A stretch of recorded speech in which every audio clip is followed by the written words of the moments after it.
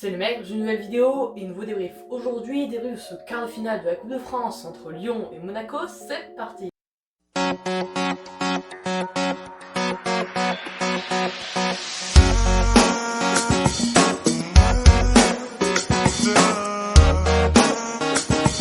Cette vidéo est sponsorisée par Retro Legend Club, un site de vente de maillots rétro de foot. Le lien de leur site est dans la description. Voilà un match qui s'annonçait très équilibré, puisque le troisième affrontait le quatrième dans un match donc qui s'annonçait très beau, très équilibré. Mais finalement, on a vu, surtout dans cette première période, que une seule équipe était au rendez-vous.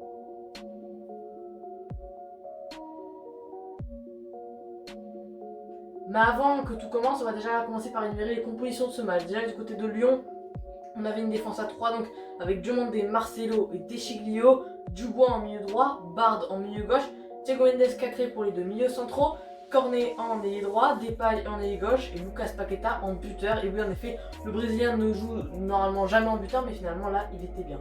Du côté de Monaco, on avait Maïki dans les buts, Aguilar en latéral droit, Caio Henrique en latéral gauche, Badiachil Zazi pour les deux défenseurs centraux, Diop en milieu droit, Balotouré en milieu gauche, Chouamini Fofana pour les deux milieux centraux et Voland et Ben Yedder en attaque. Voilà, on a clairement vu dès le début du match, dès la composition, que clairement Monaco jouait la défense, puisque déjà la défense évidemment c'est des défenseurs. En milieu droit, ok, on a Diop, lui c'est plus offensif. Les deux buteurs évidemment c'est des attaquants offensifs.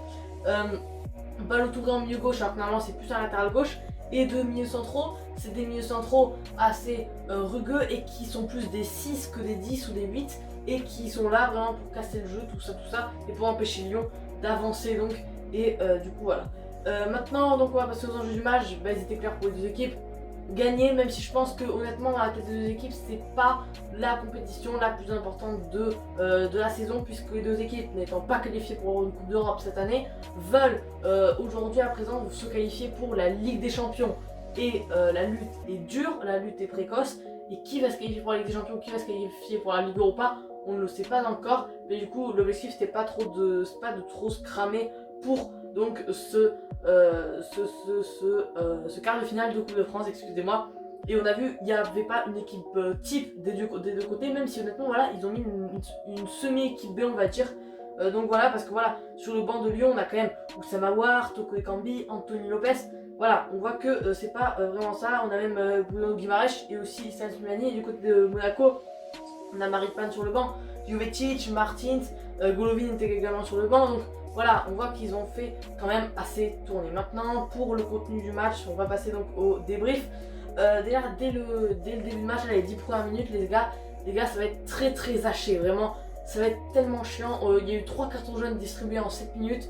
Et c'est des fautes qui sont méritées, même si à un moment, il y a eu une simulation de Voland. Voland qui a été un peu chiant honnêtement dans ce match, parce que ils faisaient des simulations, des fautes, tout ça, mais du coup voilà. Mais à la 10e minute, à partir de la 10e minute, ça va s'emballer jusqu'à la fin de la première période. Frappe de Melvin Bard après une passe de Paqueta, mais ce sera finalement arrêté par Maïki. Un moment également, juste après, on va avoir un Dubois incroyable qui a à faire une louche sur Cornet. Frappe de Cornet, mais qui passera au-dessus de la cage donc du Polonais. À un moment, frappe de Paqueta sur une percée incroyable de Depay, mais la frappe donc du Brésilien passera à côté du but de Maïki. Et après une contestation de Rudy Garcia à l'arbitre, d'ailleurs très bon arbitre, j'ai trouvé que l'arbitre a très bien arbitré ce match. Très peu d'erreurs, voire pas du tout quasiment, honnêtement, hein, à part un peu la simulation de volant. Franchement, il n'y a pas eu d'erreur grotesque. Et franchement, je tiens à la féliciter.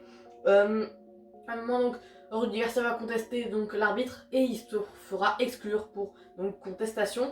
Un moment aussi, les amis, quelques minutes après, Cornet est maudit puisqu'il va pouvoir frapper, mais ça sera sur le poteau de la cage du gardien monégasque. Et sur un corner juste après une occasion qui sera très bien tiré, tête de Marcelo, mais le Brésilien touche encore une fois le poteau, personne pour suivre. Ça fait donc toujours 0-0, mais on voit beaucoup d'actions.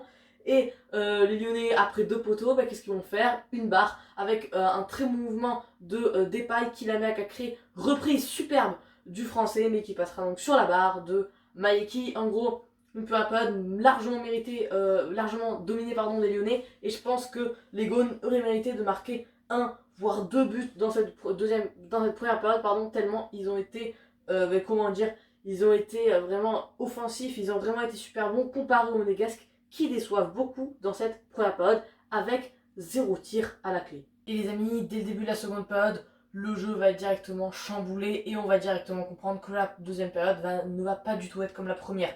Puisque dès la 51e minute de jeu, Ballo-Touré obtient un péno concédé par Diomandé. Diomandé avait déjà eu un carton jaune au début de match, il en obtient un deuxième, ou plutôt il en concède un deuxième. Ça fait donc carton rouge plus pénalty pour l'AS Monaco, scénario rêvé pour les Monégasques, contrairement au Gone. C'est tiré par Ben Yedder, imparable on va dire, et donc 1-0 pour l'AS Monaco.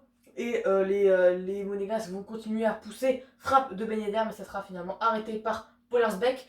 Mais ils vont finalement céder les Lyonnais après une passe de Ben Yedder et Voland qui finit. Voilà, donc une victoire monégasque finalement je trouve pas vraiment méritée, puisque au vu de la première période, si Diomandé n'avait pas pris ce carton rouge, je pense que les choses auraient été vraiment différentes. Mais du coup voilà, c'est le foot, Diomandé n'avait qu'à pas faire cette erreur. Maintenant donc on va passer au top et au flop. Déjà pour les tops, je vais je pense mettre Wissam Ben Yedder, que j'ai trouvé vraiment bon, au-delà de son but et de sa passe décisive.